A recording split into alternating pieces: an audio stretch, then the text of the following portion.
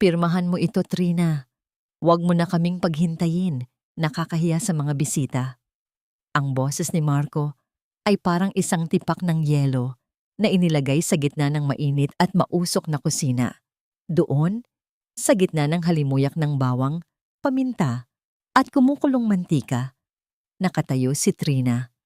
Ang kaniyang manipis na duster ay basang-basa ng pawis. Ang kaniyang buhok ay bahagyang nakapusod, ngunit may mga hiblang dumidikit sa kaniyang noo dahil sa init ng kalan.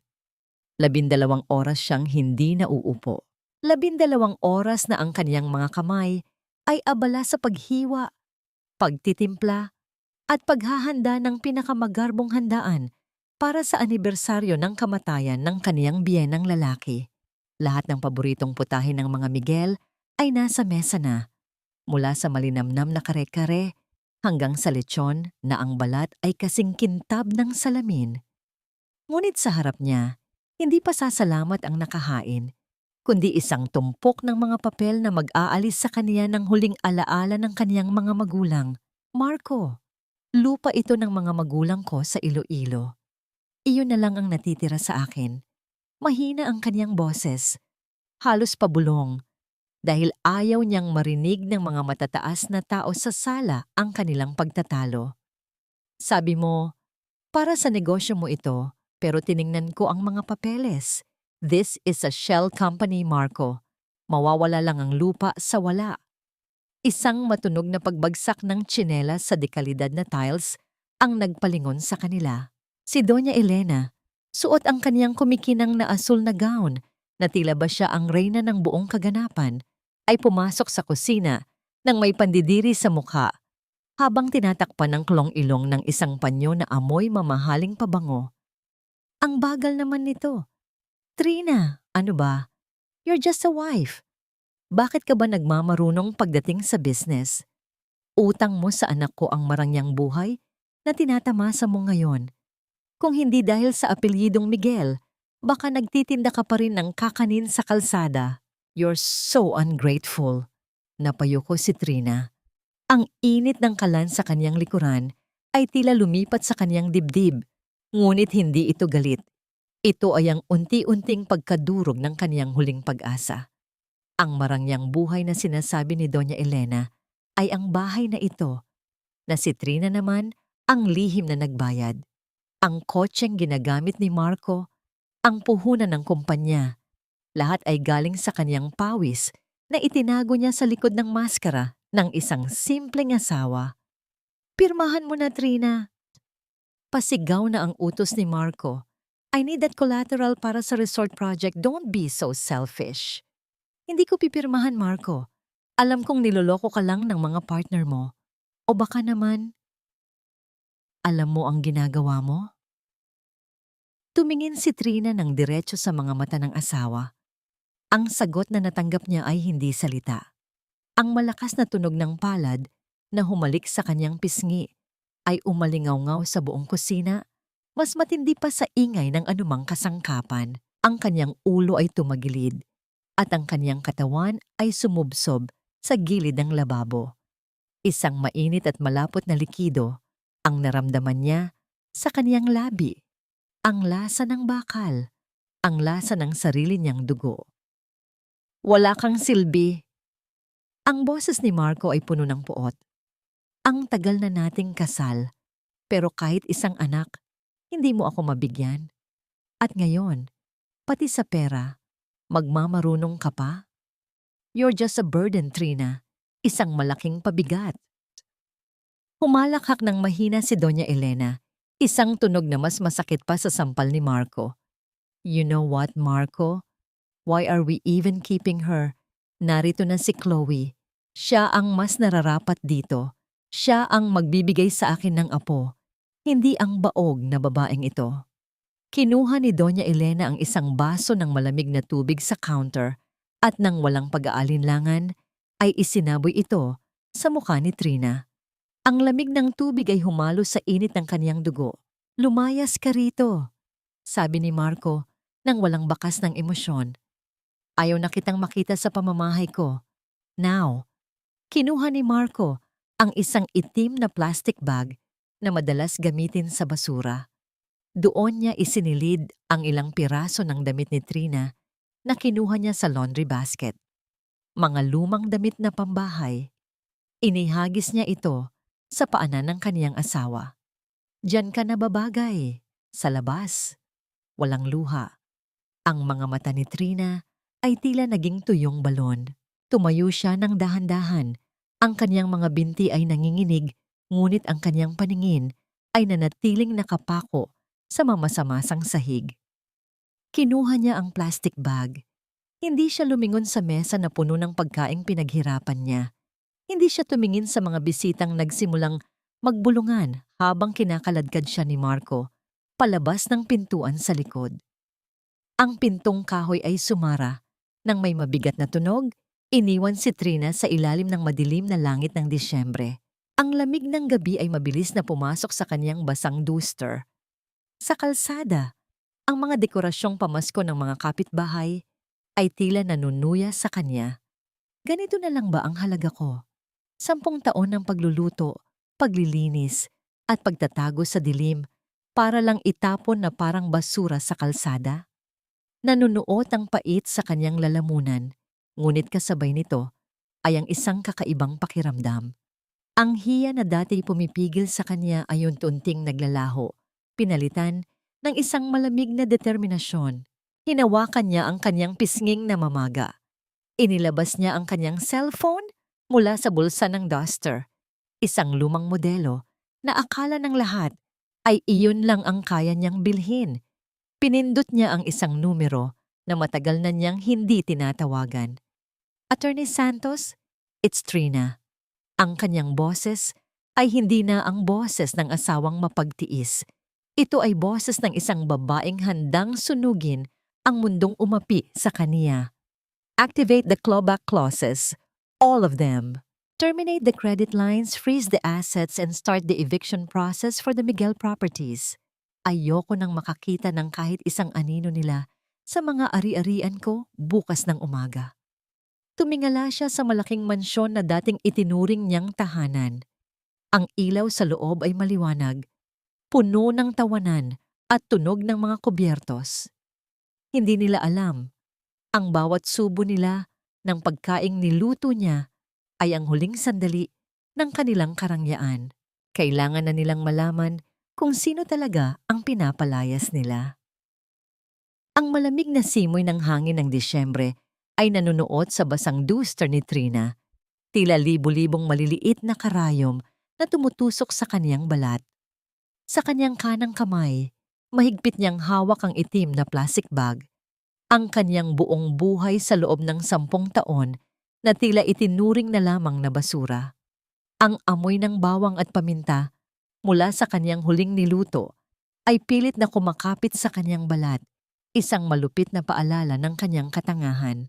Naglakad siya palayo sa mansyon, bawat hakbang ay mabigat, bawat paghinga ay may kasamang hapdi sa kaniyang namamagang pisngi. Ang mga makukulay na Christmas lights sa mga karatig bahay ay tila mga matang nanunuya sa kanya, nagmamasid sa kaniyang pagkagapi. Ngunit sa loob ng kaniyang dibdib, ang dating naglalagablab na pag-ibig ay naging isang tumpok ng malamig na abo. Attorney Santos, ang kanyang boses ay nanginginig, hindi dahil sa takot, kundi dahil sa matinding lamig na nagmumula sa kaniyang kalooban. Narinig mo ba ang lahat? Sa kabilang linya, ang katahimikan ni Attorney Samuel Santos ay puno ng bigat. Alam ng abogado ang bawat sakripisyo ni Trina, ang bawat sentimong ibinuhos nito para itayo ang dangal ng mga Miguel. Opo, Ma'am Trina. Nakarecord ang lahat ng pag-uusap ninyo kanina sa pamamagitan ng iyong device. Ang pananakit niya, ang mga panlalait ni Doña Elena. Sapat na ito para sa isang civil at criminal case. Hindi sapat ang kulungan, Samuel. Putol ni Trina habang tinitingnan ang kaniyang refleksyon sa isang madilim na bintana ng sasakyang nakaparada. Ang dugo sa kaniyang labi ay natuyo na, naging isang itim na bahid ng kaniyang kahapon. Gusto kong maranasan nila ang mawalan ng hangin. Gusto kong makita nila kung paano gumuho ang mundong itinayo ko para sa kanila sa loob lamang ng isang gabi. Nakahanda na ang lahat, ma'am. Ang utos ninyo ay kasalukuyan ng ipinapatupad ni David Ong. Ngunit, may isang bagay pa po akong dapat sabihin. Bahagyang nag-atubili ang abogado. Ang balita tungkol sa pagbubuntis ni Chloe, may nakuha kaming impormasyon mula sa aming investigador. Huminto si Trina sa tapat ng isang poste ng ilaw. Ang dilaw na liwanag nito ay nagbigay ng mahabang anino sa kalsada. Anong impormasyon? Ang batang iyon, ma'am. Hindi kay Marco. Alam natin ang medikal na kondisyon ni Marco at ayon sa record ng klinik kung saan nagpa-check up si Chloe, may ibang lalaki siyang kinakasama. Ginagamit lang niya ang bata para makuha ang tiwala ni Doña Elena at ang posisyon mo sa kumpanya. Isang mapait na ngiti ang sumilay sa mga labi ni Trina. Ang kabalintunaan ay tila isang laso na masarap lunukin. Ang mga taong nagtapon sa kanya dahil sa kaniyang pagiging baog ay kasalukuyang nagdiriwang para sa isang kasinungalingan. Hayaan mo silang magsaya sa ngayon, Samuel. Mas matamis ang pagbagsak kung nasa rurok ka ng katuwaan. Sa dulo ng kalsada, isang itim na SUV ang dahan-dahang huminto. Ang marangyang sasakyan ay tila isang anino sa gitna ng gabi. Bumukas ang pinto at lumabas ang isang lalaking naka-Amerikana, si David Ong, ang COO ng kumpanya ni Trina. Ang kaniyang mukha ay bakas ng matinding pag-aalala at galit nang makita ang kalagayan ng kaniyang boss. Ma'am Trina! Mabilis na lumapit si David at hinubad ang kaniyang coat para balutin ang nanginginig na katawan ni Trina. Ang amoy ng mamahaling tela at bagong sasakyan ay agad na pumatay sa amoy ng kusina na kumakapit sa kanya. Ano ang ginawa nila sa inyo? My God! May dugo kayo. Wala ito, David. Mahinahong sabi ni Trina habang hinahayaan ang sarili na alalayan papasok sa sasakyan. Ang dugong ito ang magiging tinta para sa katapusan nila. Nang sumara ang pinto ng sasakyan, ang katahimikan sa loob ay tila isang proteksyon laban sa malupit na mundo sa labas. Tumingin si David sa rearview mirror, naghihintay ng susunod na utos. Ma'am, ang lahat ng credit lines ni Marco sa ilalim ng Cruz Holdings ay naputol na. Ang mga supplier ay nakatanggap na ng advisory na i-hold ang lahat ng deliveries sa kanyang mga proyekto. Bukas na bukas din ang bank accounts ng kumpanya niya na ang totoo ay pera mo naman ay magiging zero. Tumingin si Trina sa labas ng bintana. Pinagmamasdan ang mansyon ng mga Miguel na unti-unting lumiliit sa malayo. David, may isang huling bagay, sabi ni Trina. Ang kaniyang tinig ay kasing lamig ng gabi. Ang resort project na pilit nilang ipinapapirma sa akin kanina, nalaman ko na ito ay isang scam, isang investment trap na itinayo ng mga kalaban natin sa negosyo. Opo, ma'am. Iyon din ang nakita ng aming legal team. Huwag nating pigilan ang transaction, utos ni Trina na ikinagulat ni David. Ibigay ninyo kay Marco ang lahat ng kailangan niya para ituloy ang deal na yon. Gamitin ang dummy accounts para magmukhang may pondo pa siya. Hayaan nating isanla niya ang lahat ng akala niyang pag-aari niya sa proyektong iyon. Ngunit ma'am, mawawala ang lahat sa kanya kapag pumutok ang scam na yon. Iyon mismo ang plano ko, David, sagot ni Trina habang hinahawakan ng kaniyang leeg kung saan naroon ang bakas ng mahigpit na pagkakahawak ni Marco kanina. Gusto kong maramdaman niya ang pakiramdam ng malunod sa gitna ng dagat na wala ni isang salbabida. Gusto kong makita ni Doña Elena ang kaniyang anak na nagmamakaawa para sa isang sentimo, gaya ng ginawa nila sa akin ngayong gabi. At si Chloe, ma'am? Hayaan siyang maging reyna sa loob ng isang linggo. Sa oras na malaman ni Marco na ang inaasahan niyang tagapagmana ay hindi sa kanya at ang kumpanyang ipinagmamalaki niya ay isa ng malaking utang, doon tayo lulutang. Napahilig si Trina sa malambot na upuan ng sasakyan. Sa unang pagkakataon, sa loob ng 10 taon, nakahinga siya ng maluwag. Ang kaniyang puso ay hindi na kumakabog dahil sa takot na baka magalit si Marco o mapahiya siya kay Doña Elena. Ang tanging nararamdaman niya ay ang isang nakakabininging katahimikan. Sa Hilton Hotel tayo, David, ang presidential suite. Utos niya. At tawagan mo ang pinakamagaling na stylist. Bukas ng umaga, gusto kong makita sa salamin ang babaeng kinalimutan ko para sa isang lalaking hindi karapat-dapat kahit sa aking anino. Habang binabaybay ng sasakyan ang kalsada patungo sa syudad, isang katanungan ang pumasok sa isip ni David na hindi niya magawang itanong ng malakas. Hanggang saan kayang maging malupit ang isang babaeng labis na nagmahal at labis na nasaktan? Ang bawat hakbang ni Trina sa lobby ng Hilton ay tila isang paglapastangan sa karangyaan ng paligid. Nararamdaman niya ang mga matang nakatingin sa kaniyang madungis na anyo. Isang babaeng nakaduster na may mantsa ng toyo, may namamagang pisngi, at tsinelas na may bakas pa ng putik mula sa kalsada. Ngunit sa tabi niya, ang presensya ni David Ong na laging kagalang-galang at ang kaniyang itim na suit ay nagsilbing pader na humaharang sa anumang mapanghusgang tingin. Pagpasok sa presidential suite, sinalubong siya ng amoy ng sariwang lavender at ang malamig na yakap ng air conditioning. Ang malambot na carpet ay tila gustong lulunin ang kaniyang pagod na mga paa. Sa gitna ng silid, tumayo si Trina at tiningnan ang kaniyang refleksyon sa dambuhalang salamin na may gintong frame. Isang estranghero ang nakatitig sa kanya. Ang babaeng nasa salamin ay mukhang matanda ng 10 taon sa kanyang tunay na edad. Ang mga mata ay lubog at walang kislap.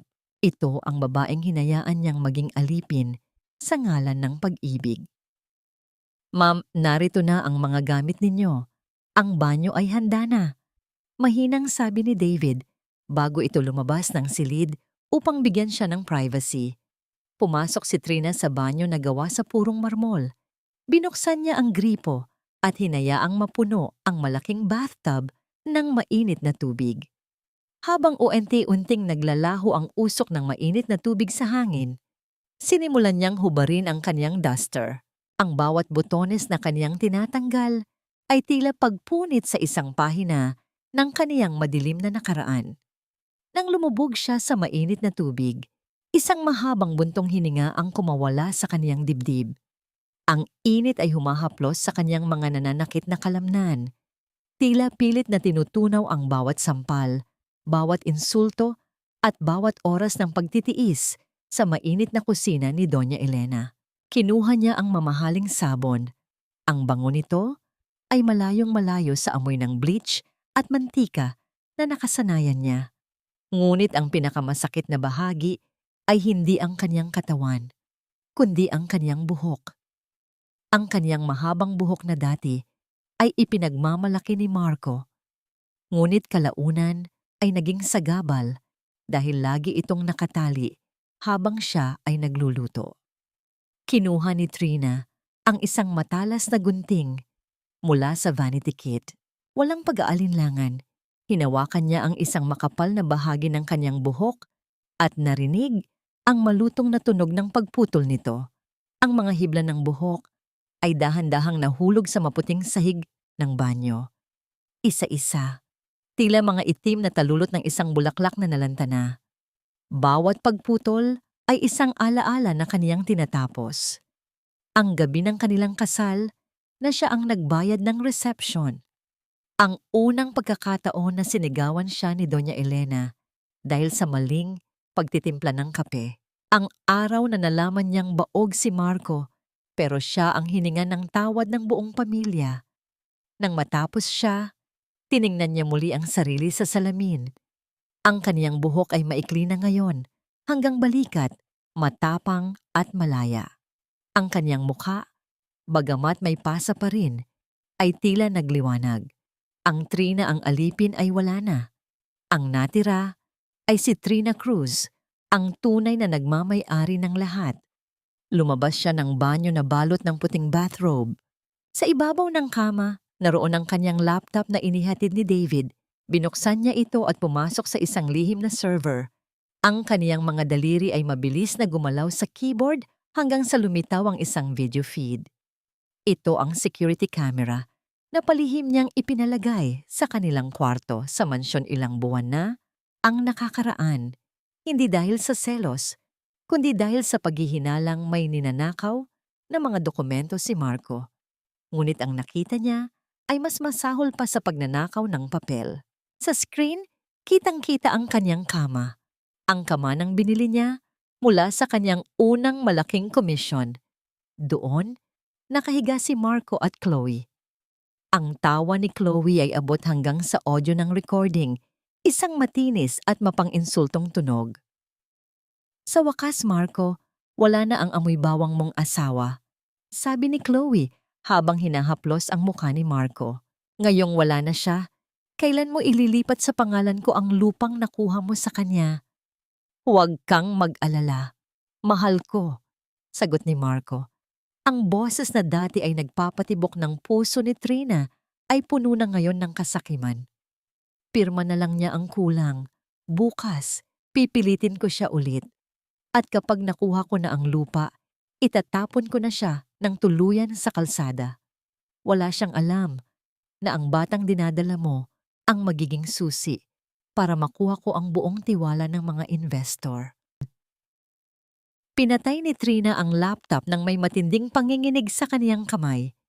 Hindi ito panginginig ng isang pusong sawi, kundi panginginig ng isang predator na nakita na ang kinaroroonan ng kaniyang biktima.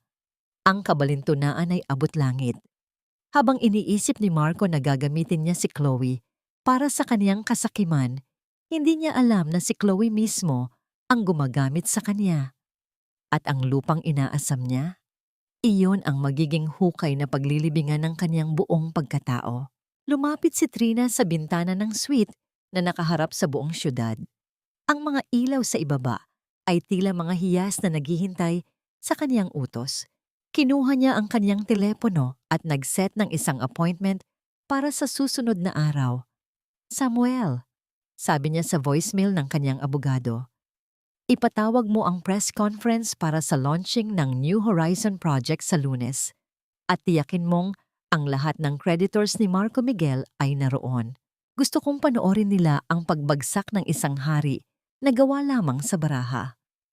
Humiga si Trina sa malambot na kama. Sa unang pagkakataon, hindi siya umiyak.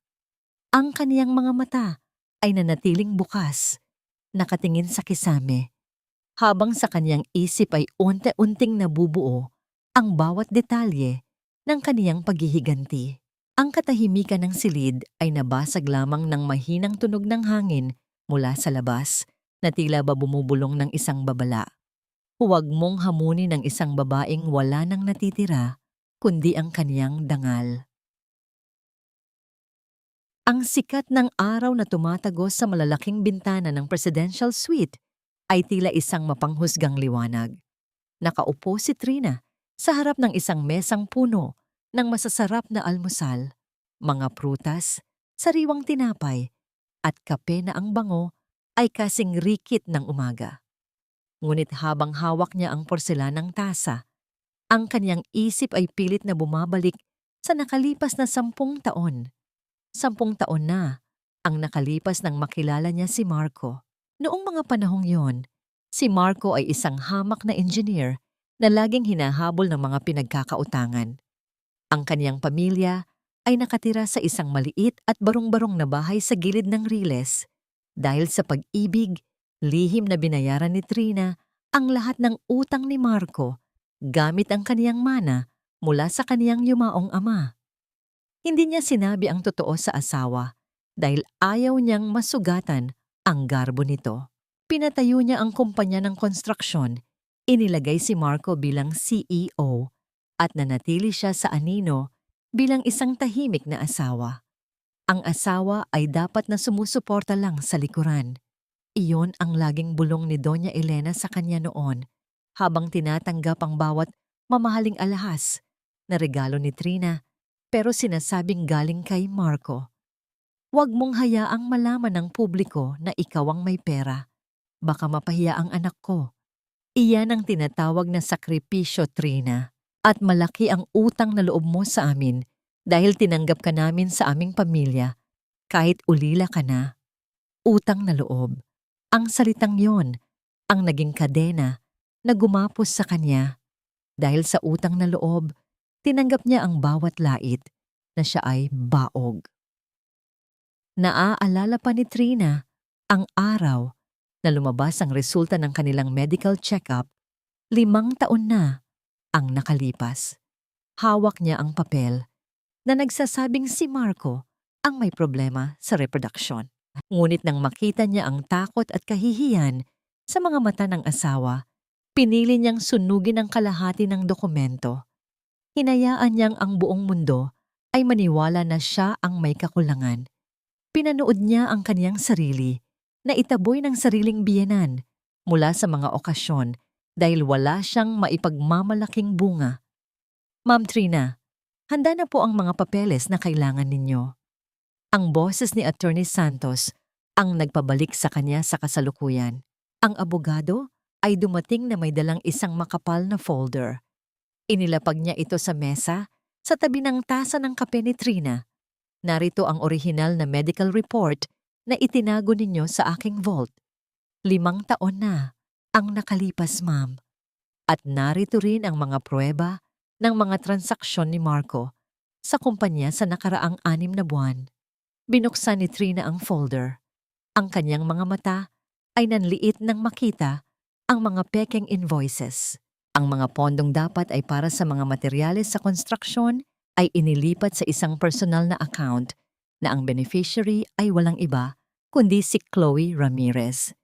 Ginamit niya ang kumpanya para sustentuhan ang kaniyang kirida. Bulong ni Trina habang nararamdaman ang mabilis na tibok ng kaniyang puso dahil sa matinding puot. At ang nanay niya, alam ba ito ni Doña Elena? Higit pa sa alam, ma'am. Sagot ni Santos habang naglalabas ng isa pang set ng mga litrato. Si Doña Elena mismo ang kasama ni Chloe sa mga shopping trips sa Greenbelt gamit ang credit card ng kumpanya. Tinutulungan niya si Marco na itago ang relasyon nila dahil naniniwala siyang si Chloe ang magdadala ng tunay na tagapagmana ng mga Miguel. Hinawakan ni Trina ang piraso ng papel, nasunog ang gilid, ang kalahati ng medical report ni Marco. Ito ang ebidensya ng kaniyang katangahan, ang dokumento ng kaniyang pagpapakumbaba na ginamit laban sa kanya. Samuel, kailan ang takdang panahon para sa pagbabayad ng loan ni Marco sa bangko? Sa Lunes, ma'am. At dahil kinansela na natin ang guarantee mula sa Cruz Holdings, wala siyang pagkukunan ng pondo. Ang balanse niya ay kulang ng halos 200 milyong piso. Mabuti, sabi ni Trina, habang dahan-dahang pinupunit ang gilid ng medical report, isang simbolo ng pagpunit sa kanyang pasensya. Gusto kong ipadala mo ang kopya ng tunay na medical report na ito kay Marco sa araw mismo ng kanyang press conference, pero huwag mo munang ibigay sa kanya. Ibigay mo ito kay Chloe. Kumunot ang noo ni Santos. Kay Chloe, ma'am? Oo. Gusto kong makita kung gaano kabilis tatalo ng daga mula sa lumulubog na barko kapag nalaman niyang ang lalaking inaasahan niyang magbibigay sa kanya ng kayamanan ay wala palang kakayahang magkaanak at wala na ring pera. Isang nakakabinging katahimikan ang namayani sa silid. Ang tanging maririnig ay ang mahinang tunog ng paglipat ng mga pahina ng dokumento. Sa bawat numero at pirma na binabasa ni Trina, lalong tumitindi ang kanyang gigil. Ang bawat sentimong ninakaw sa kanya ay katumbas ng isang latay sa kanyang pagkatao. Bago umalis ang abogado, may iniabot pa siyang isang maliit na sobre. Nakita rin namin ito, ma'am. Ang listahan ng mga alahas na isinanla ni Doña Elena, mukhang nagigipit na rin ang matanda dahil sa labis na luho ni Chloe. Nang makaalis si Santos, tumayo si Trina at lumapit sa bintana. Tiningnan niya ang kanyang sariling mga kamay, ang mga kamay na 10 taong nagsilbi, nagluto at nag-alaga. Ngayon, ang mga kamay na ito ay magsisilbi ng hustisya. Kinuha niya ang kanyang cellphone at tinawagan si David Ong. David, simulan na ang phase 2, utos niya.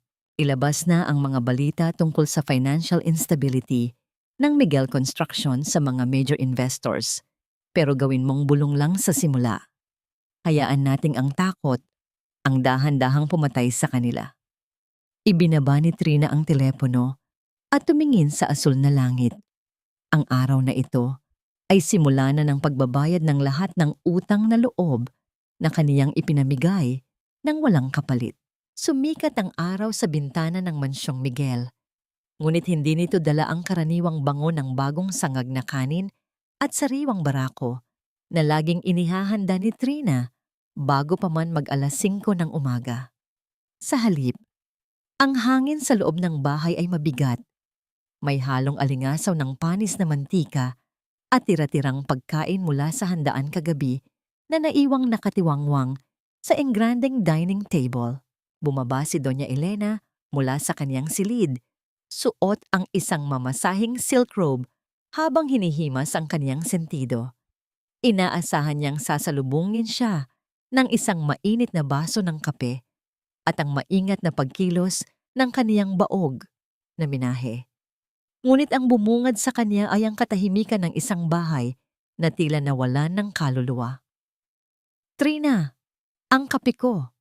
Sigaw niya habang papasok sa kusina. Ngunit bago pa niya matapos ang kanyang utos, natigilan siya. Ang lababo ay punong-puno ng madungis na plato. Ang sahig ay malagkit mula sa natapong sarsa. Walang bakas ni Trina.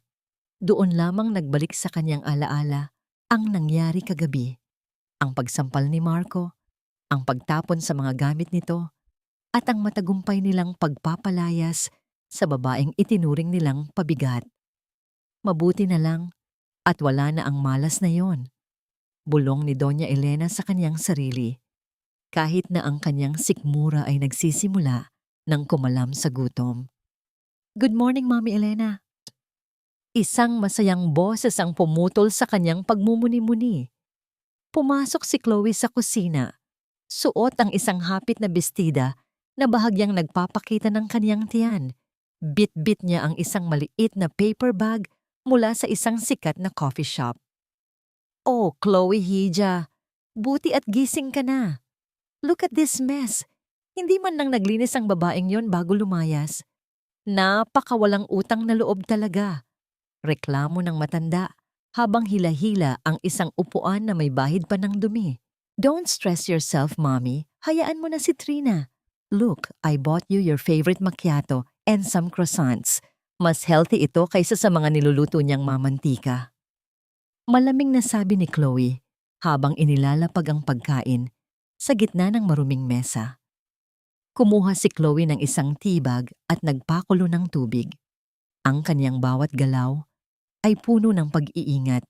Tila ba natatakot siyang marumihan ang kanyang mga kuko. Inabutan niya ng isang baso ng tsaa ang matanda. "You see, Mommy, hindi natin kailangan ng katulong na katulad niya.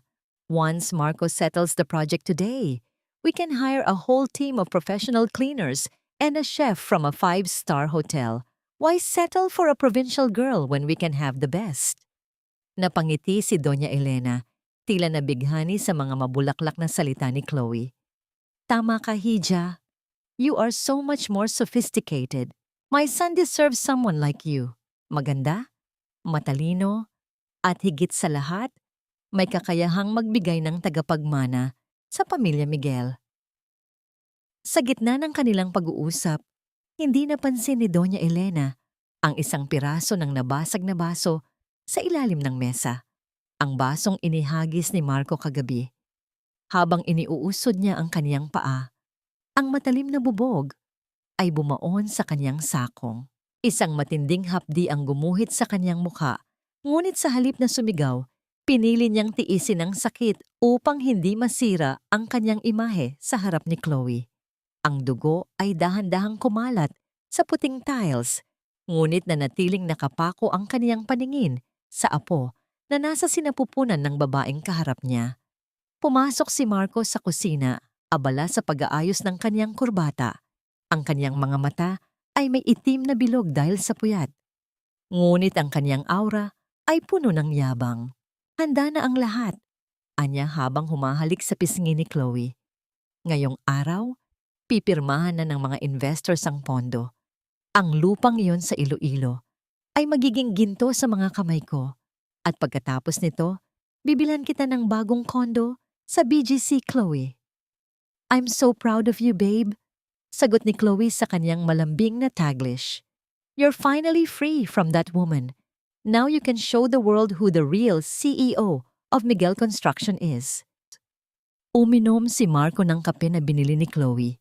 Isang kapeng malamig na at matabang. Hindi niya mapigilang hanapin ang lasa ng kapeng barako ni Trina na laging may tamang init at tapang, ngunit agad niyang iwinaksi ang kaisipang iyon. Para sa kanya, ang lasa ng tagumpay ay mas matamis kaysa sa anumang kape. Mami, aalis na ako, sabi ni Marco habang kinukuha ang kanyang mamahaling briefcase. Make sure to prepare a celebration dinner tonight. Gusto ko, pagbalik ko, tapos na ang lahat ng gulo sa bahay na ito. Lumabas si Marco at sumakay sa kanyang Mercedes-Benz. Habang binabagtas niya ang daan patungo sa opisina, pinagmamasdan niya ang kanyang sarili sa rearview mirror.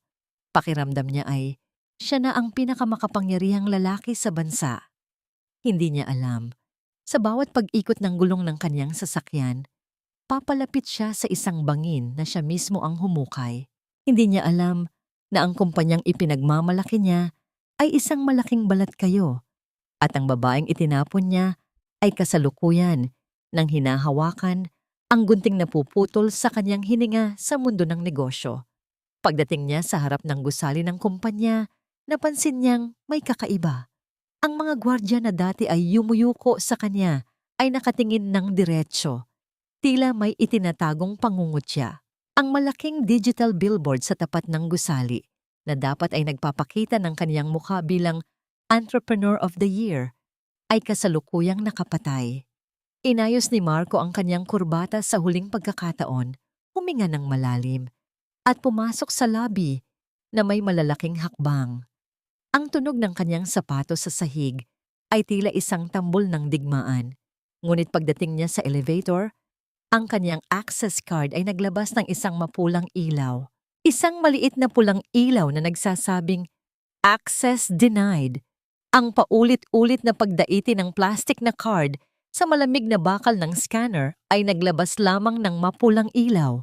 Muli itong sinubukan ni Marco, mas mabilis, mas mariin, hanggang sa maramdaman niya ang bahagyang panginginig ng kaniyang sariling mga daliri.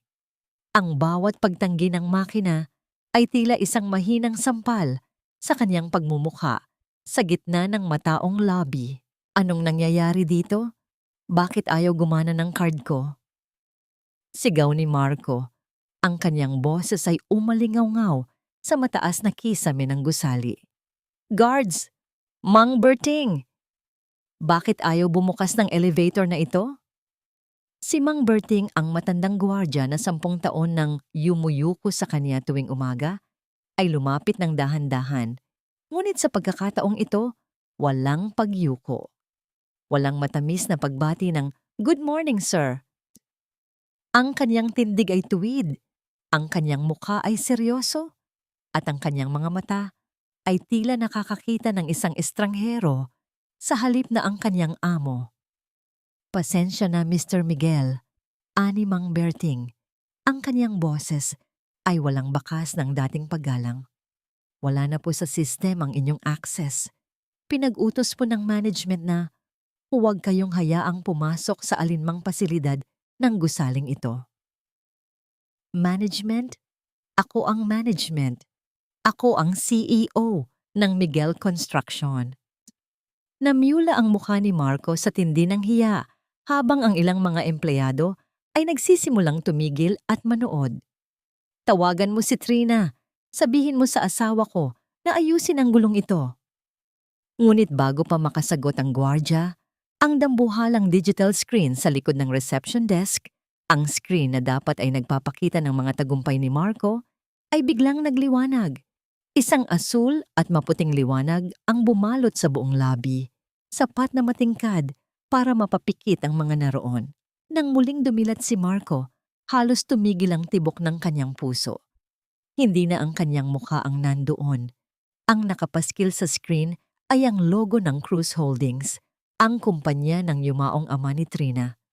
At sa ilalim nito, sa malalaking titik na tila sumisigaw ng katotohanan, nakasulat ang mga salitang Trinidad Cruz, sole proprietor and chairwoman. Isang malamig na pawis ang gumuhit mula sa sentido ni Marco pababa sa kanyang mamahaling kurbata. Ang bawat salita sa screen ay tila isang pako na ibinabaon sa kanyang kabaong. Ang kumpanyang pinamunuan niya sa loob ng 10 taon, ang mga proyektong ipinagmalaki niya ay isang sangay lamang pala ng kumpanya ng kanyang asawa. Kasabay nito, ang tunog ng sunod-sunod na mga sapatos na naglalakad sa marmol na sahig ay narinig mula sa gilid ng lobby. Ang mga board of directors ng Miguel Construction, ang mga taong laging sumasang-ayon sa bawat luho ni Marco, ay naglalakad palapit sa kanya. Ngunit hindi sila naroon para tumulong. Isa-isang inilapag ng mga ito ang kanilang mga resignation letters sa ibabaw ng reception desk sa harap ni Marco. Ang mga puting sobre ay tila mga talulot ng bulaklak na iniaalay sa isang lamay. "Marco, we're out!" sabi ng isa sa mga pinakamatanda niyang kasosyo nang hindi man lang siya tinitingnan sa mata. "The bank has frozen all our credit lines. Ang mga materyales para sa resort project, nakansela na dahil wala tayong pambayad. The company is bleeding and we don't want to be part of the crash." "Wait! Sandali lang! Everything is under control!" Pagsusumamo ni Marco, ang kaniyang boses ay naging matinis at desperado. "May darating na pondo ngayong araw. Ang Iloilo property. Ang Iloilo property ay hindi kailanman naging iyo, Mr. Miguel." Ang boses na yon ay galing sa likuran, kalmado, malalim, at puno ng awtoridad. Humawi ang mga tao at lumabas si David Ong. Hawak ni David ang isang makapal na folder na nakabalot sa itim na leather. Ang kanyang presensya ay tila isang pader ng yelo na nagpalamig sa mainit na tensyon sa lobby. "David, anong ibig sasabihin nito?" singal ni Marco. Sinusubukang ibalik ang kaniyang naglalahong awtoridad. "Bakit narito ang mga tao ng Cruz Holdings?" "Narito kami para bawiin ang hindi sa iyo, Marco," sagot ni David habang binubuksan ang folder. "Ayon sa mga dokumentong pinirmahan mo nung itatag ang kumpanyang ito, ang lahat ng kagamitan, ang pangalan ng kumpanya, at maging ang upuan na inuupuan mo ay pag-aari ng Cruz Holdings bilang bulto ng iyong initial capital. Dahil sa paglabag mo sa morality clause at ang napatunayang pagnanakaw ng pondo para sa pansariling luho, ang lahat ng ari-arian mo ay kinuha na ng tunay na may-ari." Inabot ni David ang isang tumpok ng mga papel kay Marco. Ang bigat ng mga papel na yon ay tila mas mabigat pa sa semento. "Iyan ang summary ng iyong mga utang," patuloy ni David. Ang kaniyang mga mata ay walang kahit kaunting awa. "Dahil sa pagkansela ng guarantee ni Ma'am Trina, kailangan mong bayaran ang 200 milyong piso sa bangko sa loob ng 24 na oras. Kung hindi, ang kasong estafa at sequestration ng inyong mansyon ay itutuloy na." Naramdaman ni Marco ang panunuyo ng kaniyang lalamunan. Ang paligid ay tila umiikot. Ang mga empleyadong dati niyang minamaliit ay kasalukuyang nakatingin sa kanya nang may halong pandidiri at pagkatuwa. Ang kaniyang imperyo na gawa lamang sa mga kasinungalingan at nakaw na yaman ay tuluyan ng gumuho sa isang kisap mata. "Nasaan si Trina?" nanginginig na tanong ni Marco. "Gusto ko siyang kausapin. Magpapaliwanag ako. Hindi niya magagawa ito sa akin. Masyadong abala ang chairperson para sa mga maliliit na bagay, Mr. Miguel," sagot ni David habang tumatalikod na. "Sabi nga niya, ang basura ay hindi na binabalikan kapag nailabas na sa kalsada." Naiwan si Marco sa gitna ng lobby, hawak ang mga papel na hudyat ng kaniyang kamatayan sa mundo ng negosyo. Ang kaniyang kurbata ay maluwag na, ang kaniyang buhok ay magulo, at ang kaniyang mukha ay puno ng takot. Habang lumalabas siya ng gusali, sinalubong siya ng mainit na hangin sa labas. Ang hanging hindi na amoy aircon ng opisina, kundi amoy ng alikabok at usok ng kalsadang dati niyang kinamumuhian. Hindi pa siya nakakalayo nang tumunog ang kanyang cellphone. Ito ay si Doña Elena. Ang boses ng kanyang ina sa kabilang linya ay puno ng hagulgol at takot. Marco, Marco anak, may mga pulis dito sa bahay. Kinukuha nila ang mga gamit natin. Marco, nasaan ka? Ang sala ng Mansyong Miguel ay puno ng halimuyak ng mamahaling tsa at ang matatamis na amoy ng pastries na binili ni Chloe sa isang sikat na French bakery.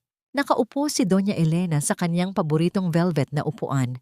Suot ang kanyang pinakamakinang na kwintas na perlas.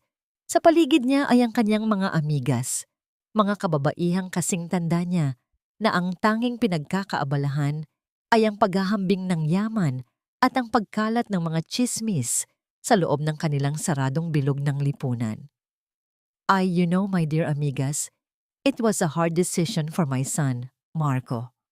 Pagyayabang ni Elena habang maingat na itinataas ang kaniyang tasa ng tsa. But we had to let go of Trina. She's just so, how do you say it, heavy. Isang malaking pabigat sa pamilya. Imagine 10 years and not even a single grandchild. It was such a waste of our time and resources. I heard she's just a provincial girl, right, Elena? Tanong ng isang babaeng nakapulang bestida habang tinatakpan ang bibig ng isang sutlang panyo. Dapat noon pa lang, pinauwi mo na siya sa Iloilo. Oh, she was just a nobody until Marco picked her up from the dirt. Sagot ni Elena nang may halong pandidiri habang hinahaplos ang braso ni Chloe na nakaupo sa kanyang tabi. But look at Chloe. She's modern, she's smart, and most importantly, she's carrying the future of the Miguel legacy. Cheers to that, right? Ang mga amigas ay nagtaas ng kanilang mga tasa. Ang marahang pagdaiti ng mga porselana ay tila isang musika ng tagumpay para kay Elena. Ngunit ang katuwaan ay panandalian lamang. Ang malaking pintong kahoy ng mansyon ay biglang bumukas nang walang anumang babala. Hindi ang katulong ang pumasok, kundi isang grupo ng mga lalaking nakauniporme sa pangunguna ni Attorney Samuel Santos. Ang bawat hakbang nila sa makintab na sahig ay tila mga tunog ng hatol na papalapit. What is the meaning of this? Why are you barging into my private party? Sigaw ni Elena. Ang kaniyang boses ay biglang tuminis at nawala ang pagiging sopistikada. Guards, palabasin ang mga taong ito. Madam Elena Miguel, hindi na kailangan ng mga gwardya. Ani Attorney Santos, ang kaniyang boses ay kasing lamig ng asero. Narito kami para ipatupad ang writ of sequestration para sa bahay na ito at sa lahat ng mga ari-arian sa loob nito. Natahimik ang buong sala. Ang mga amigas ni Elena ay dahan-dahang nagbaba ng kanilang mga tasa. Ang kanilang mga mata ay nagpalipat-lipat kay Elena at sa mga opisyal. Ang hiya. Ang matinding kahihiya na pilit na iniiwasan ni Elena ay unti-unting bumabalot sa kanya. Sequestration? You must be joking. Bahay ito ng anak ko. Marco owns this. Singhal ni Elena habang ang kanyang kamay ay nagsisimulang manginig dahilan para tumapon ang mainit na tsaa sa kanyang asul na bestida. Ang bahay na ito, kasama ang lupang kinatatayuan nito, ay nakarehistro sa ilalim ng Cruz Holdings. Ang inyong anak ay isa lamang nangungupahan dito. At dahil sa hindi pagbabayad ng upa, sa nakaraang 6 na buwan at ang paglabag sa mga legal na probisyon, ang kumpanya ay may karapatang bawiin ito ngayong hapon din. Paliwanag ni Santos habang inilalapag ang mga dokumento sa gitna ng mesa ng mga pagkain. Tiningnan ni Chloe ang mga papel at biglang namutla. Hindi niya inasahan na ang mansyong inaasahan niyang magiging kanya ay isang hiram na karangyaan lamang. Elena, ano ba ito? Tanong ng babaeng nakapulang bestida. Ang kaniyang boses ay wala na sa tono ng pagkakaibigan, kundi puno na ng pangungutya. Akala ko ba sa inyo ang lahat ng ito? You said Marco built this empire from scratch? It is. It is ours, sigaw ni Elena. Ngunit ang kaniyang mga salita ay tila mga basag na bubog na walang saysay. I'm sorry, madam, but you have 1 hour to pack your personal belongings. Patuloy ni Santos habang ang mga tauhan ng korte ay nagsisimulang lagyan ng mga yellow tape ang mga kagamitan sa loob ng bahay. At ang mga alahas na suot ninyo, ayon sa aming record, ang mga yan ay binili gamit ang corporate funds ng Cruz Holdings na kinuha ni Marco ng walang pahintulot. Kailangan ninyong iwan ang mga yan dito para sa audit. Ang mga amigas ni Elena ay mabilis na tumayo. Wala nang cheers, wala nang hija. Ang bawat isa sa kanila ay mabilis na lumabas ng mansyon. Tila ba natatakot silang mahawaan ng kahirapan at kahihiyan ni Elena. Ni hindi man lang sila lumingon para magpaalam. Samuel, please, pakiusap. Pagmamakaawa ni Elena, ang kanyang mga tuhod ay nanghihina hanggang sa mapaluhod siya sa gitna ng sala. Huwag mo kaming itapon sa labas. Nasaan si Trina? Pakisabi sa kanya, humihingi ako ng tawad. I'm sorry. Utang na loob, Samuel. Tawagan mo siya. Ang utang na loob ay binabayaran ng katapatan, Madam Elena. Hindi ng pananakit at panlalait. Sagot ni Santos bago siya tumalikod. Nang dumating si Marco sa mansyon, sinalubong siya ng isang tanawing hindi niya malilimutan. Ang kanyang ina ay nakaupo sa gilid ng kalsada sa tapat ng gate ng sarili nilang bahay. Nakasandal ito sa isang itim na plastic bag. Ang kaparehong plastic bag na ginamit ni Marco para itapon ang mga damit ni Trina kagabi. Si Chloe, wala na. Ang babaeng nangako ng pag-ibig at tagapagmana ay mabilis na kumuha ng isang taxi at umalis dala ang kanyang mga sariling maleta. Iniwan ng pamilya Miguel sa gitna ng kanilang pagkaguho. Ang sikat ng araw ay unti-unting naglalaho, pinalitan ng isang kulay abong dilim. Ang mag-ina ay naiwang magkasama sa kalsada. Ang bango ng tsa ay pinalitan na ng amoy ng alikabok at ang lamig ng gabi. Ang pinakamasakit na bahagi ng kanilang pagbagsak ay hindi ang pagkawala ng pera, kundi ang katotohanang ang lahat ng taong kanilang pinagyabangan ay kasalukuyan ng pinagpipistahan ng kanilang kahihiyan. Ang ulan ay nagsimulang pumatak. Hindi bilang isang biyayang nagpapalamig, kundi bilang isang malupit na hagupit na humahalo sa alikabok ng kalsada. Ang amoy ng basang lupa, ang alimuom, ay dumiit sa ilong ni Marco habang hila-hila niya ang kanyang ina patungo sa isang maliit at murang motel sa gilid ng highway. Ang kanyang mamahaling sapatos na gawa sa balat ng baka ay puno na ng putik at ang kanyang kurbata ay parang isang bitay na nakasabit sa kanyang leeg. Dito muna tayo, Mami. Mahinang sabi ni Marco. Ang boses ay paos at basag. Tatawagan ko si Chloe. Pupunta tayo sa kondo niya. Hindi tayo pwedeng manatili rito. Bilisan mo, Marco. Hagulgol ni Elena. Ang kaniyang puting perlas ay tila mga butil ng luha na nakakabit sa kaniyang kulubot na leeg. Hindi ako sanay sa ganitong lugar. Ang baho, ang dumi. Sabihin mo kay Chloe na ihanda ang kwarto ko. Pilit na tinawagan ni Marco ang numero ni Chloe. 1 beses, 10 beses, 100 beses. Ngunit ang tanging sumasagot ay ang mekanikal na boses ng operator na nagsasabing hindi na ito maabot. Ang kaba sa kaniyang dibdib ay naging isang matinding pananakit. Tila may isang kamay na pumipiga sa kaniyang puso. Dinala ni Marco ang kaniyang ina sa loob ng maliit na silid na amoy amag at luma ng sigarilyo.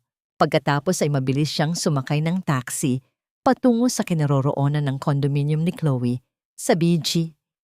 Ang unit na binili niya gamit ang perang kinuha niya sa kumpanya ni Trina. Pagdating niya sa lobby, hindi siya sinalubong ng nakasanayang pagbati ng mga concierge. Ang kaniyang pangalan ay wala na sa listahan ng mga authorized residents. Kinailangan niyang magmakaawa, gamit ang huling tira ng kaniyang dangal, hanggang sa payagan siyang umakyat para lamang kumuha ng gigamit. Nang bumukas ang pinto ng unit, sinalubong siya ng isang nakakabinging katahimikan. Walang amoy ng tsa, walang matamis na halimuyak ng pabango ni Chloe. Ang mga cabinet ay bukas at walang laman. Ang mga mamahaling bag na kaniyang ibinigay ay wala na sa kanilang mga lalagyan. Ang bawat sulok ng kwarto ay tila nanunuya sa kanya. "Chloe! Chloe!" Sigaw niya, ang boses ay umalingaw-ngaw sa walang laman na pader. Napaluhod si Marco sa gitna ng sala. Sa ilalim ng kaniyang mga paa, napansin niya ang isang piraso ng papel na tila natabunan ng isang silya. Dinampot niya ito. Ito ang ultrasound report na ipinagmamalaki ni Chloe, ang ebidensya ng kaniyang pagiging ama. Ngunit sa pagkakataong ito, binasa ni Marco ang bawat detalye ng may bukas na mga mata.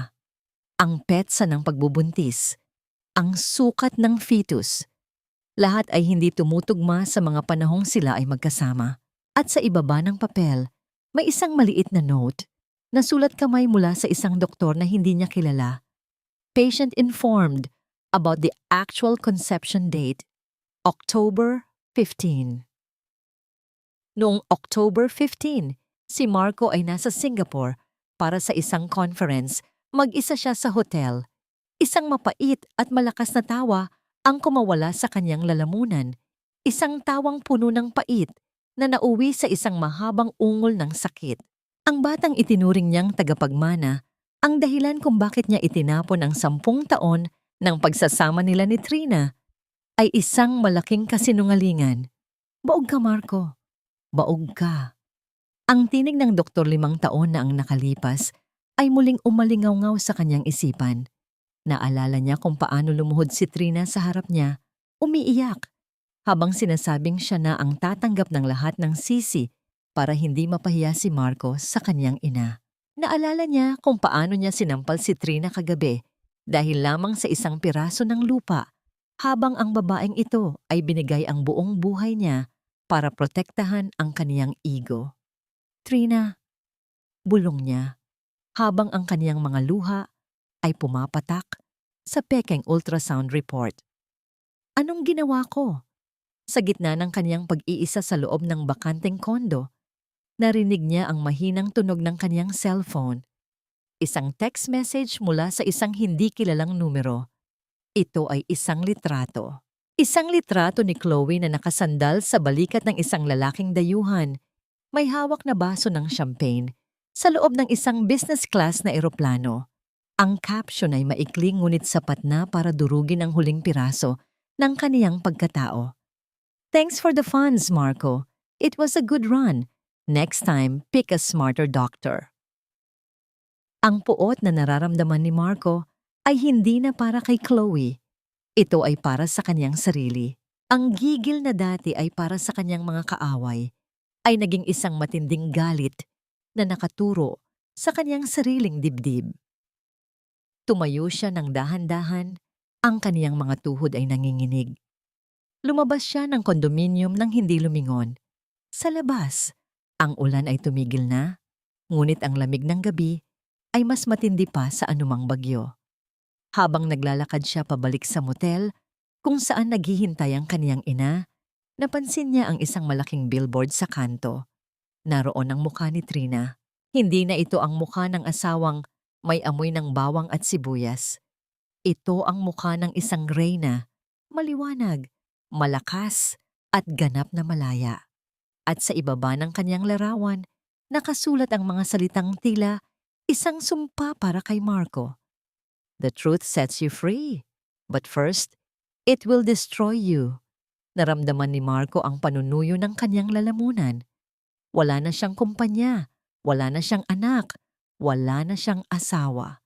Ang tanging natitira sa kanya ay ang utang na hindi niya mababayaran at ang isang ina na ang tanging alam ay humingi ng luho sa gitna ng kanilang pagkaguho.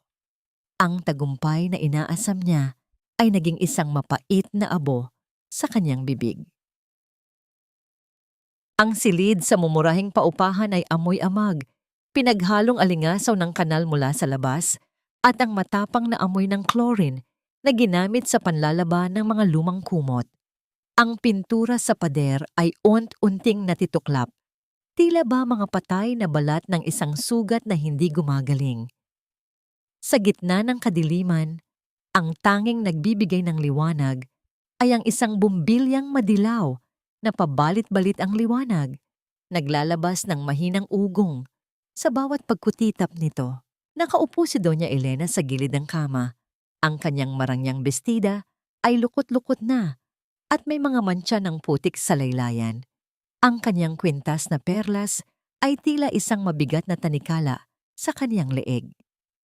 Sa labas, naririnig niya ang tawanan ng mga kapitbahay, mga taong dati ay hindi niya man lang papansinin, ngunit ngayon ay mga saksi sa kanyang pagbagsak. Marco, gutom na ako, ungol ni Elena. Ang boses ay wala na sa tono ng pagiging matapobre, kundi puno na ng desperasyon. Pumunta ako sa kabilang pinto kanina. Humihingi ako ng kahit konting kanin. Alam mo ba ang sinabi nila? Sabi nila, akala ko ba donya ka? Bakit ka nanlilimos sa amin? Nilait nila ako, Marco. Iyong mga taong amoy pawis na yon, nilait ako. Hindi sumasagot si Marco. Nakatayo siya sa harap ng isang maliit at basag na salamin sa banyo. Tinitingnan niya ang kaniyang sarili. Ang kaniyang mga mata ay lubog. Ang kaniyang balbas ay hindi na naayos. At ang kaniyang balat ay tila nawalan na ng sigla. Naalala niya ang kaniyang sarili 10 taon na ang nakalipas. Siya ay isang mahirap na engineer, ngunit meron siyang pangarap. At meron siyang Trina. Ngayon, wala na ang pangarap, wala na ang yaman, at mas masahol pa, wala na ang babaeng nagbigay sa kanya ng lahat. Isang malakas na paghampas sa pintong gawa sa manipis na plywood ang nagpagitla sa kanilang dalawa. Hindi ito kumatok ng maayos. Ito ay isang marahas na paghampas na yumanig sa buong silid, nagdulot ng pagbagsak ng ilang alikabok mula sa kisame.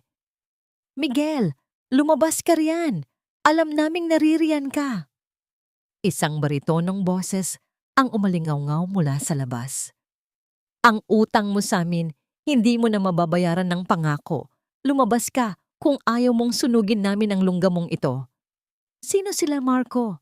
Nanginginig na tanong ni Elena habang pilit na isinisiksik ang sarili sa sulok ng kama. Ang mga pinagkakautangan ko, Mami. Bulong ni Marco. Ang kanyang muka ay maputla pa sa pader. Ginamit ko ang huling pondo ng kumpanya para sa 5 hanggang 6 para lang mabayaran ang paunang deposito sa resort project. Akala ko, mababawi ko agad. Ang muling paghampas sa pinto ay mas malakas na. Tila ba anumang sandali ay bibigay na ang kahoy. Narinig ni Marco ang bulungan ng mga tao sa labas, ang mga parinig ng mga kapitbahay na nag-e-enjoy sa kaniyang kamalasan. Hoy, CEO, akala ko ba malaki ang kumpanya mo? Bakit hinahabol ka ng mga kolektor dito sa squatters area? Sabi ng isang tinig na may halong tawa. Bumukas ang pinto ng marahas. Pumasok ang 2 lalaking malalaki ang katawan, may mga tattoo sa braso, at ang mga mata ay kasing talim ng mga patalim. Ang amoy ng alak at sigarilyo ay agad na bumalot sa silid. Hindi sila nagsalita ng marami. Hinablot ng isa ang kwintas na perlas sa leeg ni Doña Elena. Ang pagkaputol ng sinulid ay nagdulot ng pagkalat ng mga butil ng perlas sa maduming sahig, isang simbolo ng pagkadurog ng huling piraso ng dignidad ng matanda. Ito lang, isang pekeng kwintas para sa milyon-milyong utang mo. Singal ng lalaki habang tinatapon ang perlas sa sahig at tinatapakan ito. Bibigyan ka namin ng 3 araw, Miguel. Kung wala pa ang pera, hindi lang kwintas ang kukunin namin sa inyo. Baka pati ang mga kamay mo hindi na makahawak ng ballpen. Nang makaalis ang mga lalaki, namayani ang isang nakakabinging katahimikan sa silid, na tanging ang hikbi lamang ni Elena ang naririnig. Sa gitna ng kaguluhan, isang maliit na sobrang puti ang iniwan sa ilalim ng pinto. Isang sobrang malinis, matikas, at may tatak ng isang tanyag na law firm. Dahan-dahang pinulot ni Marco ang sobre. Ang kaniyang mga daliri ay nanginginig habang binubuksan ito. Ito ay isang summons para sa petition for divorce at declaration of nullity of marriage. Ngunit hindi lang iyon. Sa loob ay may kasamang tuntunin para sa moral and exemplary damages na nagkakahalaga ng 50 milyong piso dahil sa kaniyang napatunayang pambababae, pananakit at paglustay ng ari-arian. Attorney Santos, bulong ni Marco habang binabasa ang pangalan ng abogado ni Trina sa ibaba ng dokumento. Sa dulo ng papel, may isang huling note na hindi bahagi ng legal na dokumento, ngunit mas matindi ang talim kaysa sa anumang demanda. Marco, mabilis maubos ang perang hindi sayo at mas mabilis mawala ang dangal na kinuha mo lang sa iba. Ang bawat sentimong ninakaw mo, ang bawat sampal na ibinigay mo, ay babalik sa'yo ng may interes. This is just the beginning of your long night. Napaupo si Marco sa sahig, sa tabi ng mga nadurog na perlas ng kanyang ina. Tumingala siya sa bumbilyang madilaw na pabalit-balit ang liwanag. Sa kanyang isip, nakita niya ang mukha ni Trina. Ang kaniyang payapa at matamis na ngiti noong mga panahong wala silang pera, ngunit meron silang isa't isa. Ngayon, ang nangiting iyon ay naging isang malamig na maskara ng hustisya at siya, ang dating CEO at hari ng pamilya Miguel, ay isa na lamang anino sa loob ng isang silid na amoy pusali, naghihintay sa takdang panahon ng kanyang huling paghuhukom. Ang pasilyo ng Regional Trial Court ay balot ng malamig na puting liwanag mula sa mga fluorescent lamp na tila walang pagod sa pagmamasid sa mga taong naghahanap ng katarungan. Ang amoy ng lumang papel, floor wax, at ang mahinang halimuyak ng disinfectant ay humahalo sa kaba at tensyong bumabalot sa hangin. Sa bawat paglakad ng mga tao sa makintab na sahig, ang tunog ng kanilang mga sapatos ay tila mga tibok ng pusong naghihintay ng hatol. Naroon si Marco, nakaupo sa isang mahabang bangkong kahoy sa labas ng courtroom 4. Ang kanyang suot na Amerikana ay maluwag na sa kanyang katawan. Ang tela ay may mga himulmol na at tila hindi na isuot ng matagal na panahon. Sa tabi niya, si Doña Elena ay nakayuko. Ang kaniyang mga daliri ay walang tigil sa paghimas sa kaniyang balat na wala ng suot na kahit isang pirasong hiyas. Ang kanilang anyo ay larawan ng mga taong pinagkaitan ng bukas, mga anino ng dati nilang marangyang buhay. Biglang natahimik ang paligid ng bumukas ang malaking pinto sa dulo ng pasilyo. Pumasok si Trina. Ang kanyang presensya ay tila isang malakas na ihip ng sariwang hangin na pumatay sa amoy ng kalumaan sa paligid. Nakasuot siya ng isang dekalidad na puting business suit na lapat sa kanyang katawan. Ang kanyang buhok ay maayos na nakastyle at ang kanyang mukha ay payapa, ngunit puno ng awtoridad. Sa kaniyang likuran ay ang grupo ng mga abogado sa pangunguna ni Attorney Santos at David Ong, isang pangkat ng mga taong tila mga kawal na nagpoprotekta sa isang reyna. Napatayo si Marco nang hindi sinasadya. Ang kaniyang mga mata ay nanlaki habang pinagmamasdan ng asawang dati ay amoy bawang at laging nakayuko sa kusina. Ang Trina na nasa harap niya ngayon ay naglalabas ng isang halimuyak ng mamahaling pabango, isang amoy ng kalayaan at tagumpay na hindi na kayang abutin ni Marco. Trina, pabulong na tawag ni Marco. Ang kaniyang boses ay tila isang tuyong dahon na tinangay ng hangin. Ngunit hindi siya nilingon ni Trina. Ang kaniyang paningin ay nanatiling nakapako sa pintuan ng silid hukuman. Ang kaniyang bawat hakbang ay may kasiguraduhan, bawat galaw ay may dignidad. Nang dumaan siya sa harap ni Marco, ang hangin na kaniyang iniwan ay tila isang malamig na pader na naghihiwalay sa kanilang dalawa. Sa loob ng courtroom, ang lahat ay formal at seryoso. Ang pag-akyat ng hukom sa kaniyang mataas na upuan ay naging hudyat ng simula ng katapusan. Ang pagbagsak ng kahoy na maso sa ibabaw ng mesa ay umaling-awngaw sa buong silid, isang tunog na tila pagpunit sa huling pahina ng kanilang marriage contract. Your Honor, panimula ni Attorney Santos Ang kanyang boses ay malinaw at matalim. Ipinipresenta namin ang mga ebidensya ng paulit-ulit na pangangalo niya, pananakit sa asawa, at ang sistematikong pagnanakaw ng pondo mula sa Cruz Holdings na isinagawa ng nasasakdal na si Marco Miguel. Narito rin ang mga dokumentong nagpapatunay na ang lahat ng ari-arian na inaangkin ng mga Miguel ay mula sa sariling pondo ng aking kliyente. Isa-isang inilatag ang mga litrato ni Marco at Chloe, ang mga video ng kaniyang pananakit kay Trina sa kusina, at ang mga financial records na hindi nagsisinungaling. Bawat salitang binibigkas ng abogado ay tila isang latay sa likod ni Marco. Tumingin si Marco kay Trina, naghahanap ng kahit konting bahid ng lumang pag-ibig o awa sa mga mata nito.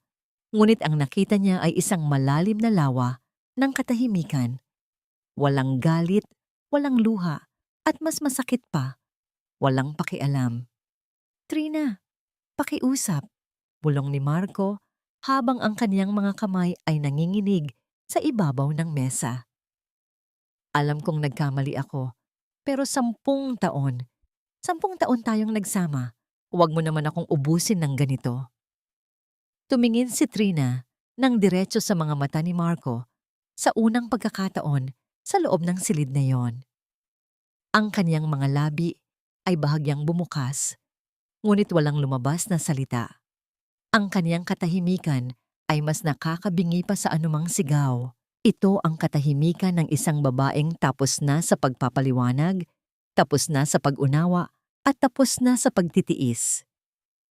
The court finds the petition for the annulment of marriage and the claim for damages to be meritorious. Anunsyo ng hukom. Mr. Marco Miguel is hereby ordered to return all misappropriated funds and pay the moral damages as stated. Failure to comply will result in further criminal charges. Nang matapos ang sesyon, mabilis na tumayo si Trina at ang kanyang legal team. Ngunit bago sila makalabas, nagawang makalapit ni Marco sa kanya. Sa gitna ng pasilyo, sa harap ng maraming tao, biglang lumuhod si Marco sa paanan ni Trina. Ang tunog ng kanyang mga tuhod na tumama sa matigas na sahig ay narinig ng lahat. Ang kanyang mga kamay ay pilit na humawak sa dulo ng puting suit ni Trina. "Trina, maawa ka!" hagulgol ni Marco. Ang kanyang mukha ay basang-basa ng luha at uhog. "Wala na kaming mapupuntahan ni Mami. Utang na loob, bawiin mo ang mga demanda. Kahit maging katulong mo na lang ako, Trina. Huwag mo kaming pabayaan sa kalsada." Si Doña Elena, na nasa likuran ni Marco, ay nagsimula na ring umiyak ng malakas. Ang kanyang mga balikat ay yumayanig sa matinding takot at kahihiyan. Ang hiya na kanyang pilit na itinatago sa loob ng maraming taon ay tuluyan ng sumabog sa harap ng madla. Tiningnan ni Trina ang kanyang dating asawa na nakaluhod sa kanyang paanan. Nararamdaman niya ang init ng mga kamay ni Marco sa kanyang damit. Ngunit ang init na yon ay hindi na umaabot sa kanyang puso. Ang pakiramdam ay tila may isang maruming bagay na dumidikit sa kanyang kalinisan. Ito ang lalaking 10 taon niyang inalagaan. Ito ang lalaking sinampal siya dahil sa pera. At ito ang lalaking ngayon ay nagmamakaawa para sa parehong bagay na kaniyang nilapastangan. Dahan-dahang itinaas ni Trina ang kaniyang kamay. Ang bawat daliri niya ay tila isang sining ng pagtitimpi, habang isa-isang tinatanggal ang mga daliri ni Marco na nakakapit sa kaniyang damit.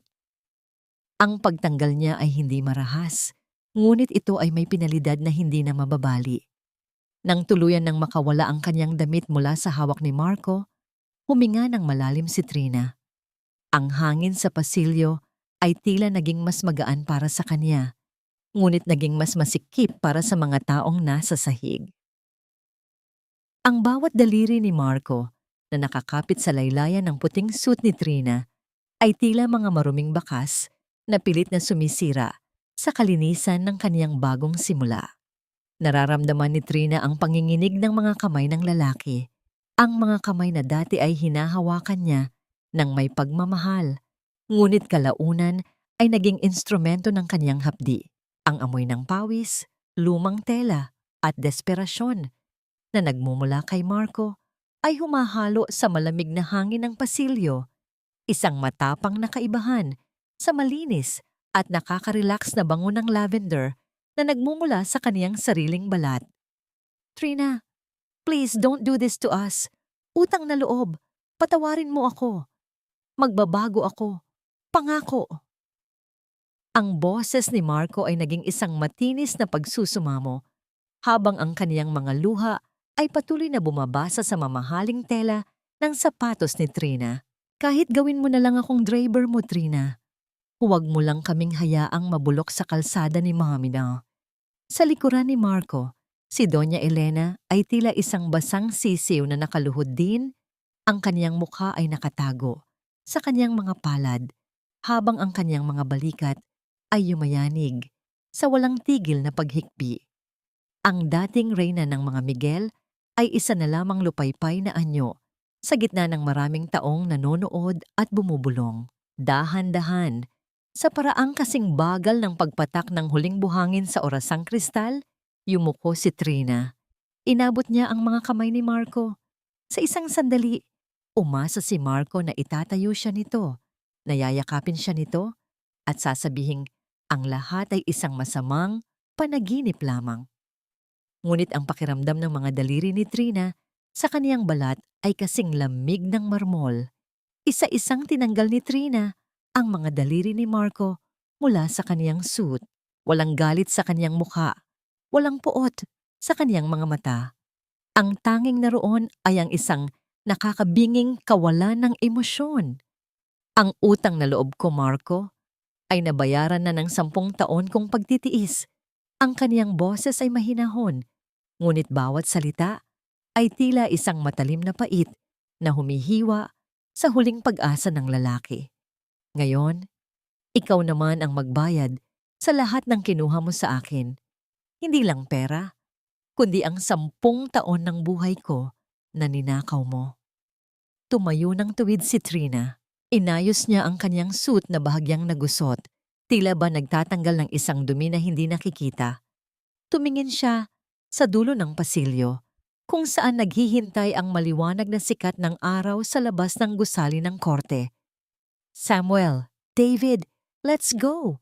Utos niya nang hindi na muling tumitingin sa paanan niya. Ang tunog ng kaniyang mga takong sa makintab na sahig ay tila isang martilyo na nagtatakda ng bawat segundong lumilipas. Regular, malakas, at puno ng tiwala sa sarili. Bawat hakbang niya palayo ay bawat hibla ng kadena na tuluyan ng napuputol.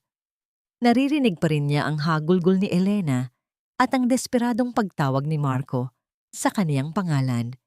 Ngunit ang mga tunog na yon ay tila nagmumula na sa kabilang panig ng isang napakalalim na bangin. Nang makalabas siya sa malaking pintuan, sinalubong siya ng init ng araw. Ang liwanag ay nakakasilaw, ngunit hindi niya ipinikit ang kanyang mga mata. Hinayaan niyang yakapin ng init ang kanyang mukha. Pinatutuyo ang anumang bakas ng nakaraan. 1 taon ang mabilis na lumipas. Tila isang mabilis na agos ng tubig na naglilinis sa isang maduming dalampasigan. Ang mga balita tungkol sa pagbagsak ng Miguel Construction ay naging lumang tsismis na lamang. Ang pangalan ni Marco Miguel ay nabaon na sa limot, pinalitan ng mga bagong mukha sa mundo ng negosyo. Ngunit ang pangalang Trinidad Cruz ay naging simbolo ng katatagan at tagumpay. Sa loob ng 1 taon, ang mansyong dating kinalalagyan ng kaniyang pighati ay ginawa niyang isang foundation for economically abused women. Ang bawat kwarto na dati ay saksi sa kaniyang pag-iyak ay puno na ngayon ng pag-asa para sa mga babaeng gaya niya.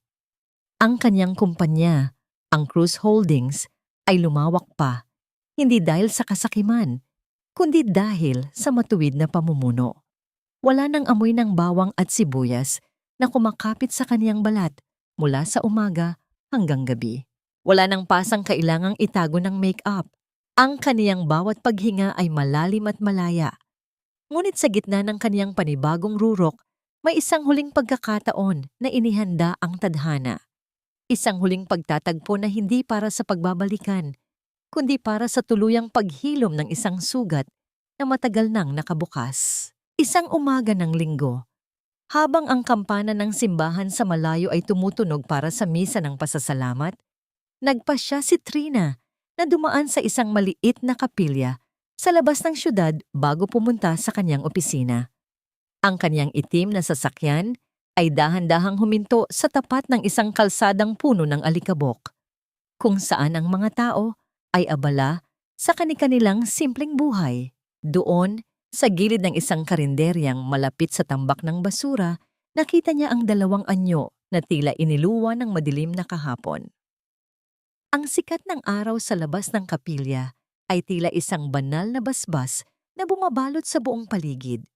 Ang amoy ng sariwang sampagita at ang mahinang halimuyak ng insenso mula sa loob ng simbahan ay humahalo sa malamig na simoy ng hangin.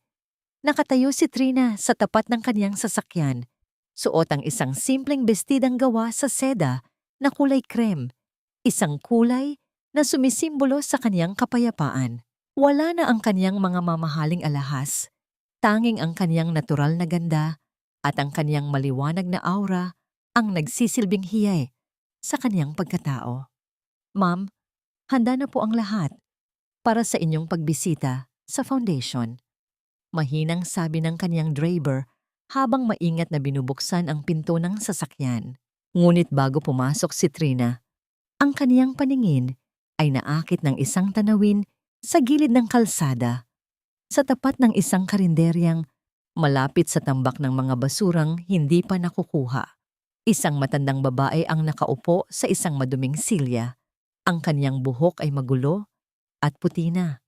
Ang kaniyang mga mata ay nakatingin sa kawalan habang ang kaniyang mga daliri ay tila may hinahanap na kwintas sa kaniyang leeg na wala naman doon. Marco, nasaan na ang mga perlas ko? Ang init dito, Marco.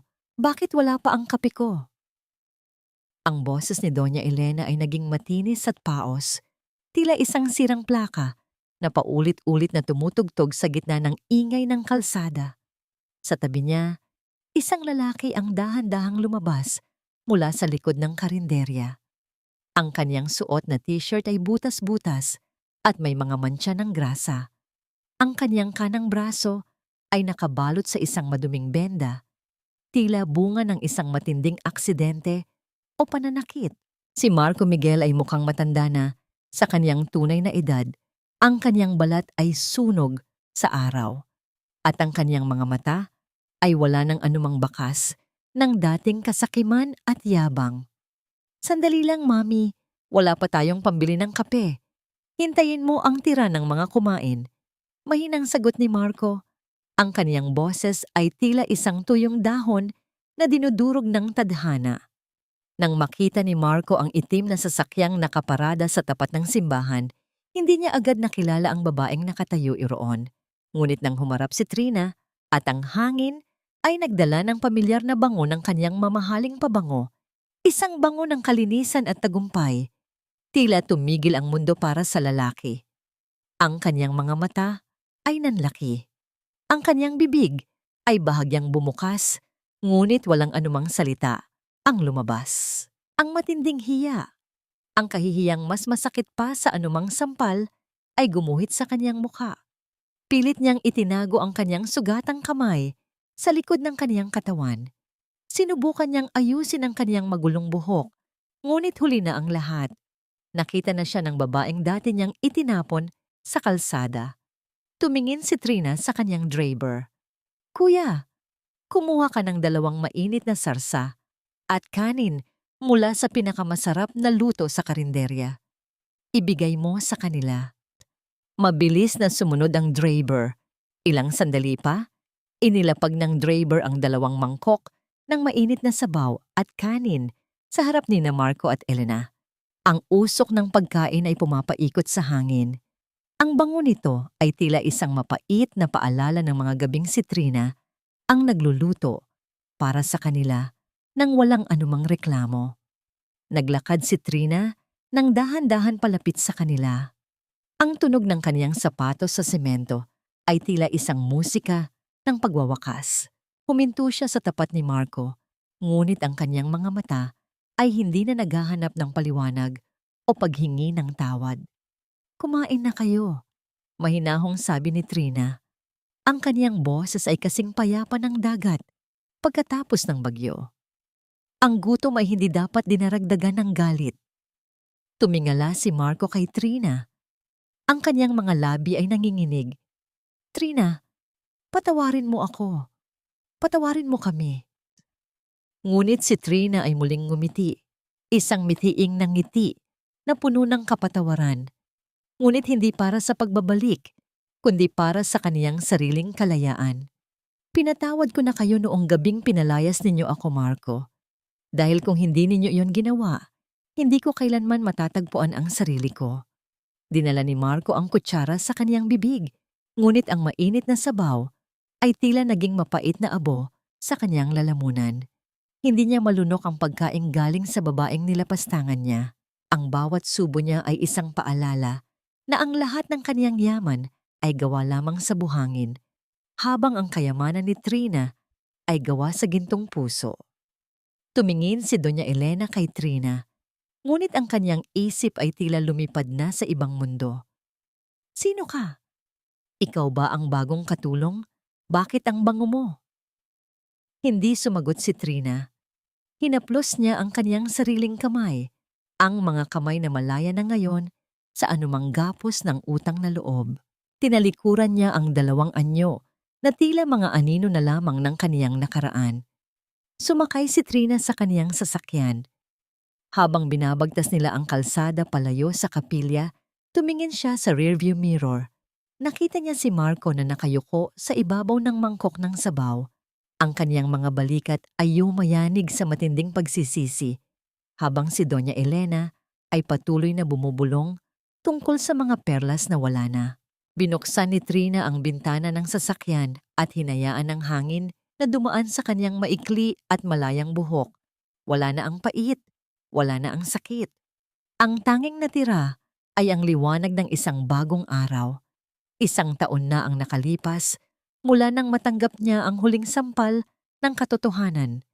At ngayon, sa bawat tibok ng kaniyang puso, nararamdaman niya ang tunay na kahulugan ng tagumpay. Hindi ito tungkol sa dami ng pera o sa laki ng kumpanya. Ito ay tungkol sa kakayahang maglakad ng may tuwid na likod, maliwanag na budhi, at isang pusong marunong maghilom sa gitna ng pinakamatinding sugat. Ang kwento ni Trinidad Cruz ay hindi nagtapos sa isang paghihiganti, kundi sa isang dakilang pagbangon.